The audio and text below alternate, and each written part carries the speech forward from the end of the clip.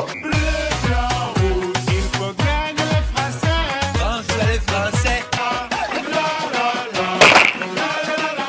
Bonsoir à tous, j'espère que tout le monde va bien. Moi, ça va très bien, même si j'aurais préféré voir un autre match de l'équipe de France. Au papier s'il vous plaît. Papier d'identité, permis et carte grise du véhicule. Putain par contre les gars je suis vraiment abattu d'avoir mis ce truc de con là. Ça je sais que ça part pas. Et puis c'est tellement dégueulasse en fait. C'est même pas français en vrai. Vraiment même pas, c'est même pas un peu français. Et là c'est Pays-Bas. Donc bon, il a eu vraiment 0 sur 20. J'espère que tout le monde va bien. Vous inquiétez pas, ça va très bien se passer. Ne t'en fais pas, ça va bien se passer. Désolé pour le début de stream catastrophique. Ce sont des choses qui arrivent dans le métier les gars. Vous savez que streamer c'est un métier très difficile. Faut savoir gérer ce type de situation. Et parfois on a des problèmes. C'est comme ça. Mais l'essentiel c'est que vous puissiez m'entendre après ce match France-Pays-Bas. Qui quand même, ça a crié devant la télé, je vous le dis gentiment, ça a crié à de multiples reprises. Ça a crié quand même mieux parce qu'on veut bien un match contre l'Autriche. Oui mais l'Autriche, c'est bien, ok. L'Autriche, c'est un outsider de la compétition, mais là. Ce soir, vous avez vu une grande équipe des Pays-Bas, vous? Non, moi j'ai pas vu une grande équipe des Pays-Bas. Mais quand même, on leur a pas mis un seul but. Pas un, pas deux, hein. J'en ai même pas deux, j'en ai un à la limite, même pas, on l'a même pas mis un. On a peut-être même pas marqué depuis le début de l'Euro, puisque le seul but de la compétition pour l'instant, c'est un but contre son camp. Mais, ok, on a des défauts, mais il faut être pessimiste, il faut être optimiste, mais pessimiste aussi. Il faut quand même voir le côté vide du verre à Ravus quand il est vide, c'est-à-dire constamment, il est très rarement plein. Quand le verre de Ravus est plein, généralement, il ne le reste jamais très longtemps, vous le savez. Mais j'ai quand même envie de vous dire, les gars, on s'en sort quand même pas trop mal. On s'en sort quand même pas trop mal dans le sens où on a gagné notre premier match. Deuxième match, on le perd pas, même si franchement on l'aurait perdu, ça aurait peut-être été la même chose. Voilà, on est quasi qualifié, il faut le dire. On est quasiment qualifié, sachant qu'en plus, on va aller jouer contre la Pologne après. La Pologne avec tout le respect qu'ils ont, voilà, merci pour Lewandowski, mais le reste, ça me fait absolument pas peur. Mais la taille du coq, c'est du jamais vu. Les gars, j'ai eu le sujet de conversation le plus surprenant à la salle hier quand j'ai mis ce maillot. Il y a un ancien, hein, vraiment c'est les anciens, tu connais les anciens. Nous on respecte les anciens. Il y a l'ancien qui est venu, il est venu me voir, il m'a fait ah franchement il est gros le logo. On dirait un peu un faux, je t'avoue. Mais attention, faut respecter le coq, hein, parce que c'est pas. Je prends vraiment les termes comme ils ont été dit. Parce que le coq c'est pas un animal, c'est pas une balle, hein. C'est vraiment pas une pédale de vélo. Hein. Le coq, c'est quand même des animaux dans le poulailler, ils se tuent à mort. C'est-à-dire que c'est les mecs ils se tuent hein, à mort. Franchement j'étais juste après une série de développés couchés, vraiment j'ai entendu la conversation, j'ai fait franchement ouais, en vrai de vrai, on le dit pas assez mais le coq.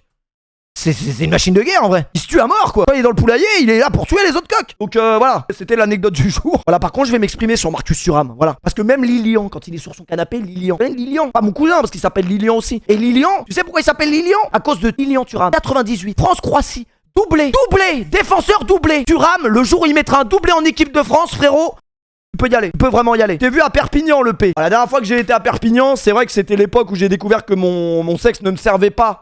Capissé. C'est vrai que c'était une belle période. Et ça après, c'était ma jeunesse. Ne permet pas de divulguer de telles informations. J'espère que vous avez passé une bonne soirée en regardant le match de la France. Malheureusement, on n'a pas gagné. Voilà, mais moi j'ai encore vu N'Golo Kanté ce soir. N'Golo Kanté qui on a l'impression il se dédouble, on a l'impression il est en triple. On a l'impression il est x4, il est x5. Les gars, il est trop fort. Voilà, il a d'ailleurs encore été élu homme du match apparemment. Il a été encore élu homme du match. Pour vous expliquer un peu pourquoi ce match était à chier, pour être très honnête avec vous, il était à chier parce que Mason Mount était au match. Plus Abdel Sianur. Alors forcément, voilà, avec ça, on avait vraiment zéro chance de voir vraiment du football. À la différence d'Italie-Espagne, hier, qui était vraiment un très bon match. Et ce soir, bah c'est d'ailleurs le premier 0-0 de l'Euro ou pas? Est-ce que c'est le premier 0-0 de l'Euro? Et Amine aussi. Bah évidemment que si Abdel Sianur est là, Amine est là, les mecs, c'est son cousin. Il faut commencer à faire des relations parallèles. Quoique peut-être Amine ne veut pas être associé à Abdel Sianur, ce que je pourrais comprendre. Et bref, on est là pour parler de l'équipe de France. Est-ce que vous trouvez ça normal, vous, le match de l'équipe de France ce soir? Est-ce que vous trouvez ça normal? Adrien Rabiot à 2 mètres des cages, hein. Pas 5 mètres, pas 10 mètres, 2 mètres, 1 mètre des cages. Vous trouvez ça normal qu'il tire pas? Moi je pense pas. Je vous dis la vérité, moi je pense pas. Il y a des choses qui intéressent encore plus les Français, je pense, et plus les journalistes. Que quand tu vois Antoine Griezmann venir en conférence de presse et que les 32 questions qu'on lui pose, il y a aucune question qui parle de football, mais uniquement de si Kylian Mbappé a encore mal au nez ou de quelle couleur était son masque. Je suis désolé,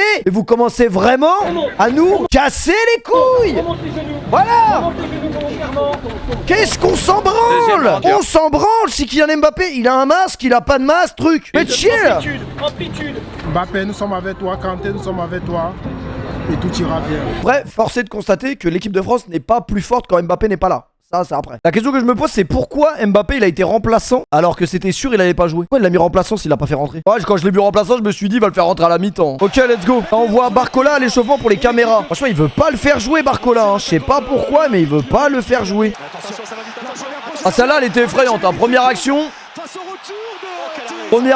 vraiment. Une action, vraiment. Mikey! Quand tu prends ce but première minute, c'est inquiétant. Mike Maignan, l'Euro pour l'instant il est propre hein. Y'a rien à dire. T'es serein derrière avec lui. Ça c'est pourquoi il s'arrête genre. Toi normal, Vraiment, Adrien Rabiot, ailier gauche. Qu'est-ce qui est devenu l'équipe de France, je vous le demande. Pour qu'Adrien Rabiot, il joue pendant 90 minutes ailier gauche. C'est même pas contre lui en vrai. C'est même pas contre lui, mais tu sens qu'il y a des situations, il a pas envie d'être dans ces situations. Il voulait faire une Matuidi 2018. Ah Matuidi, lui, il avait pas peur de tirer, ça c'est sûr. Ah mais cette action, les gars, c'est une dinguerie. En fait, cette action, c'est une dinguerie de fou. Non mais je dis pas que Rabiot a fait un mauvais match. Je dis que son positionnement, c'est pas pour lui. Et c'est pas, il a pas fait un mauvais match en soi. Il y a plein de situations où pour moi, il aurait pu marquer. Notamment là, c'est la plus grosse. Il y en a une à la fin du match. où il peut rentrer dans la surface et aller tenter une frappe. Que c'est la fin et il envoie un centre. Alors en fait, moi j'essaye de comprendre. Est-ce que t'es Rabiot est plus intelligent que 95% des gens, dont nous, qui avons regardé le match? Et peut-être que c'est Griezmann en fait qui doit marquer tous les jours. Je me dis que Griezmann, il est comme nous derrière notre télé. À aucun moment on s'attend à ce que Rabiot ne frappe pas. Vous voyez ce que je veux dire? Là ils vont nous montrer cette occasion de merde. Ok, occasion de merde, en vrai de vrai il est au point de péno, hein, il peut la mettre. Donc là c'est super bien joué. Et là en fait les gars, il est littéralement à 15 cm des cages. Là, mais même là, vous imaginez comment il est prêt là? Allume-lui sa mère. Après, en vrai de vrai, Griezmann, c'est le positionnement de Griezmann en fait qui est inquiétant. Que Griezmann, non, en vrai de vrai, même si Griezmann s'y attend pas, il doit la mettre. C'est le positionnement de Griezmann qui met pas en avant la passe de Rabiot. Mais je pense qu'en fait, il s'y attend jamais quoi. Moi, je pense qu'il s'y attend jamais. Et c'est en vrai de vrai, c'est même la passe de Rabiot qui est pas bonne. Parce que si la passe de Rabiot est plus là, on se pose même pas de question, il aurait marqué en fait. En vrai de vrai, si la passe de Rabiot est maîtrisée, il y a but tous les jours. Même si la décision première, on se serait tous dit Rabiot, t'as juste à tirer et à marquer. Ça aurait pu être intelligent s'il fait une bonne passe. Regardez, parce que là, si la passe, il la met là, il y a but tous les jours. Et la passe, il lui met derrière son pied. Alors, en vrai, on peut pas vraiment mettre ça sur le dos de Griezmann. Et dans tous les cas, jamais cette action, on doit la louper. Hein. C'est un peu incompréhensible. Bon, ça arrive, c'est pas grave. Allez, Gakpo, toujours 15 touches de balle, les gars. Toujours 15. C'est pas la seule action qu'il a fait comme ça. Excellent déplacement de Marcus Thuram qui est parti dans le dos de la défense. C'est dommage parce que la passe est incroyable, l'appel est bon. Bon, après il est quand même dans une situation, c'est pas non plus le but le plus évident, il arrive pas non plus en face à face, mais pas tu peux cadrer là, c'est dommage. Vu sans club pro, il l'aurait mis, ouais. Arrêtez de me parler de club pro, j'ai envie de club pro, j'avais oublié ce mode. Franchement la deuxième mi-temps ça c'était très bien joué. Ça c'était très bien joué le centre de Rabiot là. Le Griezmann de la tête on sait qu'il est très bon. En plus il fait l'appel. Il l'a vu. Hop.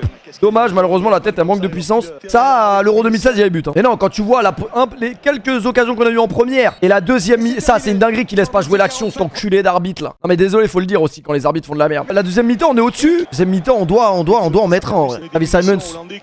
Le parisien, le pas parisien on sait plus comment on doit dire en vrai. Un parisien qui est sous contrat parisien mais qui revient jamais jouer à Paris. Est-ce qu'on peut l'appeler un parisien? Si Griezmann l'avait mise, ça aurait dit c'est très bien joué de Rabiot. C'est juste Griezmann n'était pas focus. C'est vrai que Griezmann doit la mettre, mais Griezmann ne s'attend pas à la recevoir là en fait. Déjà il s'attend pas à la recevoir de base. Il la reçoit et il la reçoit pas bien. Donc malheureusement voilà ce que ça a causé. Après les gars c'est qu'une action, ça arrive de louper une action, mais c'est vrai que là elle était vraiment grosse pour le coup. Après les gars moi je dois dire un truc, et que les gens ne soyez pas ingrats et ne soyez pas durs avec Antoine Griezmann. Parce que je commence à voir déjà des trucs. N'oubliez pas que c'est un joueur qui a quasiment jamais rien loupé en équipe de France. Et il faut savoir aussi être reconnaissant parfois, même si il y a des moments de moins bien dans la carrière de chaque footballeur, c'est pas dans ces moments-là qu'il faut lâcher les mecs. Et encore moins quand on est encore qualifié, on est encore très bien. Vous inquiétez pas. Griezmann, moi il m'a très rarement déçu en équipe de France. Donc il faut le laisser vivre quand même. Même si bon, avec la seule fois où il nous a vraiment déçu, c'était en finale de Coupe du Monde malheureusement. Griezmann en équipe de France c'est très solide. Donc ne commencez pas à ouvrir des dossiers sur ce mec. Attendons d'abord que l'Euro passe. Après on pourra juger. Tentez les gars, c'est vraiment trop grave. C'est vraiment trop grave ce mec. Il est partout les gars. Il monte, il redescend, il s'arrête jamais. On a le droit de dire quand Griezmann n'est pas bon, ça c'est pas un problème. Mais j'ai vu quelques commentaires sur les réseaux sociaux qui étaient un peu très durs. Par contre Dembélé va falloir quand même ouvrir un dossier sur ce mec hein. C'est pénible. Désolé mais c'est pénible. Moi désolé, je vois l'Euro de Dembélé pour l'instant. Je suis dans les chaussures de Barcola, je suis pas bien. Je me dis pourquoi lui il a sa chance, c'est pas moi en fait. À part que oui ok il a l'ancienneté qui joue pour lui. Te reverrai-je, Euro merveilleux. On attend beaucoup plus de Dembélé. Marcus. Et c'est vrai que Barcola qui ne rentre pas pour l'instant, c'est quand même un choix étonnant de Deschamps. Parce que franchement, à la fin du match, l'action que je vous dis de Adrien Rabiot là, je sais pas si vous voyez l'action en question que je dis. Il rentre dans la surface, c'est l'une des dernières actions du match. Au lieu d'essayer d'aller frapper, de créer un danger offensif, il va envoyer un centre qui rate en plus, je crois. Ou trop profond. Un mec comme Barcola, il a foutu le bouillon. Après, j'en veux pas à Adrien Rabiot. C'est pas son métier. Il est pas ailier, frère. Les corners, c'est très problématique aussi. Hein. Les corners de l'équipe de France depuis un moment. Les centres aussi, hein. Parce que franchement, au début du match, ils arrivaient pas à lever un centre, les mecs. Griezmann qui arrive pas à lever un centre. Koundé a fait des centres un peu éclatés aussi. Il travaille les centres tous les jours. Franchement, on dirait pas des fois. Non mais Franchement, qui est ce mec? Qui est ce mec? Parce que franchement, je l'avais même pas vu, moi, Griezmann. Au moment de l'action, je me dis frappe, tu vois. Et au final, il lui met une vraie passe. Griezmann, là, il a zéro excuse, là. Il a une excuse sur la passe de Rabiot, mais là, il doit marquer. Franchement. En vrai. Y'a que Kanté qui l'avait vu, Griezmann. C'est dommage. Il s'y attend pas. Ah, il peut pas s'y attendre à chaque fois, hein. C'est ça qu'on dit. Ah, putain, il a le temps en plus. Il a le temps, c'est son contrôle qui est éclaté. Son contrôle est vraiment nul. Kanté doit frapper. Alors, on peut se poser la question, est-ce que Kanté doit frapper? Moi aussi, je me suis fait la réflexion, mais si on regarde bien, en fait, il est tellement bien placé. Genre, il est tellement bien placé que la passe, c'est magnifique en fait. C'est vraiment magnifique. Et frapper, c'est quand même en réalité plus compliqué qu'on ne le pense à ce moment-là. Il peut, oui, bien sûr, dans l'idéal FIFA-esque, on peut envoyer un gros enroulé et la mettre en lucarne. Mais bon, la vie, des fois, est un peu plus complexe. Que la passe, là, en vrai de vrai, c'est un vrai bon choix. C'est vraiment, en vrai de vrai, c'est vraiment Griezmann qui mange la feuille, là. Enfin quoi, mais une frappe de merde, voilà.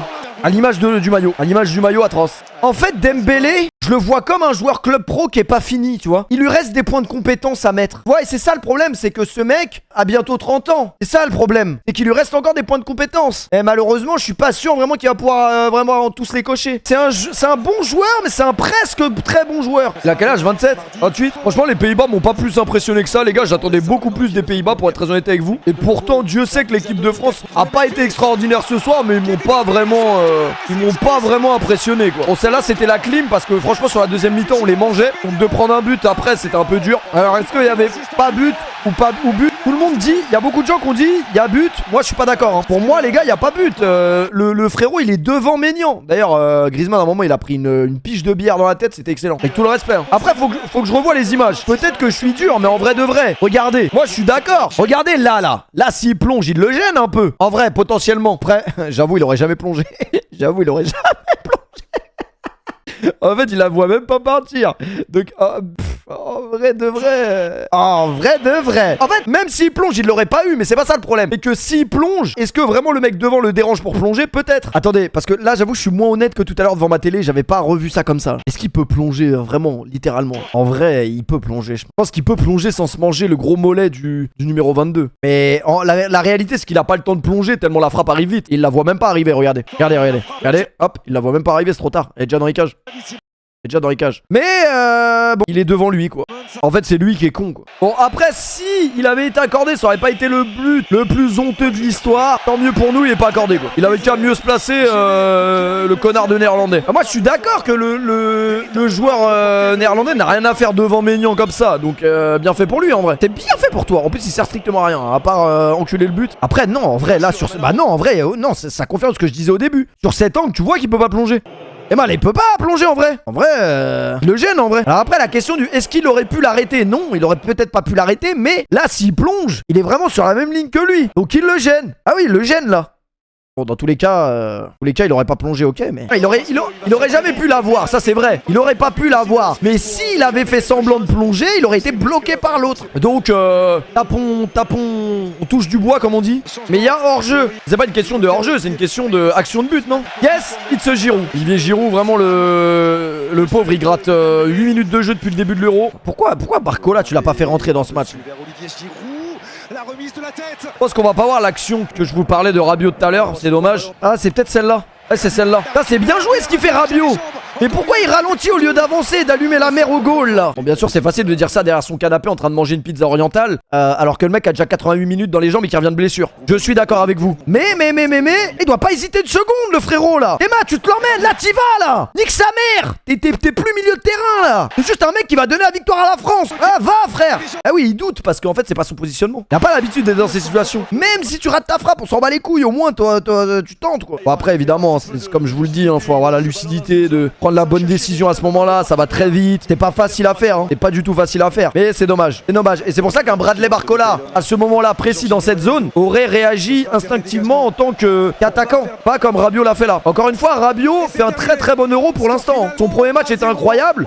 Ce soir, incroyable, je sais pas, mais il était bon. C'est juste le positionnement qui était compliqué pour lui, je trouve. Mais quand vous voyez l'équipe que nous avons, comme vous le savez, on peut pas se permettre d'être à la deuxième match de phase de poule et d'avoir mis 0 but. Maintenant, voyons le côté vert. Le côté vide du vert plutôt que le côté plein de Ravus. On est quand même qualifié, je pense. Mais pas officiellement, en fait. Attends. Laissez-moi juste regarder le classement et la poule. Classement poule. Les Pays-Bas sont premiers. Alors, moi, j'aimerais bien avoir les phases de poule de la France, si c'est pas trop demandé. Les Pays-Bas sont premiers avec 4 points, à égalité avec la France, 4 points. L'Autriche a 3 points. L'Autriche affrontera les Pays-Bas au prochain tour. Tandis que la France affrontera la Pologne. Donc, autant vous dire, on n'est pas qualifié. Et on n'est pas qualifié. En vrai, on est qualifié. En vrai, on est qualifié parce que les Pays-Bas, ils perdront pas contre l'Autriche, pardon. Ils perdront pas contre l'Autriche. Et nous, on va pas perdre contre la Pologne. Donc, il y a aucun monde où on n'est pas qualifié, avec tout le respect. Ça reste une bonne opération quand même de ne pas avoir perdu ce soir. Et il y a les meilleurs troisièmes. Oui, bon, bah, je vais espérer quand même que l'équipe de France ne finisse pas meilleur troisième pour se qualifier en 8ème. Avec vraiment tout le respect que j'ai pour vous. J'espère vraiment.